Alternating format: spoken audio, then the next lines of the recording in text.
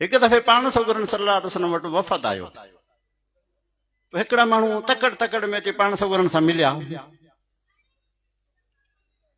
उन्हनि जी कुझु मोहबत शायदि वधीक हुई, पर ॿियो हिकिड़ो माण्हू हो, उन पहिरीं साईं उठ ॿाहिरि ॿधो, उन खे संभाल करे पोइ वरी आयो आराम आराम सां रसूलुल्लाह सल्लल्लाहु अलैहि वसल्लम वटि आयो। पाण सगुरन खे सलाम कयईं, पोइ मिलियो।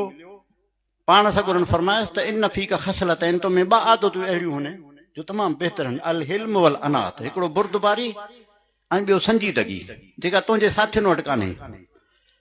इहा बुर्दबारी असां घणनि वटि कान्हे, संजीदगी बि कान्हे, एॾी तकड़ तकड़। हाणे मिसाल कीअं,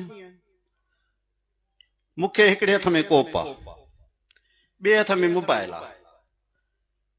आशिक सादिक मुहिब पहुची वेंदा, साईं साईं साईं अचे भाकुर मां छा छा तोखे हथ ॾियूं, आहे की न कोन्हे। एतिरो त इश्क में न वञो न, हिन में बुर्दबारी संजीदगी इख़्तियार कयो। अक्सर ईअं तव्हां ॾिठो त ईअं थिए थो, हू हथ बि ॾिए त छा सां ॾिए, इंतज़ार कयो हू फारिग थिए। इहे चंद गुज़ारिशूं मां पहिरीं इन्हनि ॻाल्हियुनि जी नसीहत पाण खे कंदुसि। ऊसी नफ़्सी व इयाकुम, ॿिए नंबर ते तव्हांखे अर्ज़ु कंदुसि। उमेद आहे त अलाह तबारक व तआला इन्हनि ॻाल्हियुनि ते मूंखे ऐं तव्हांखे अमल करण जी तौफ़ीक़ अता फरमाए।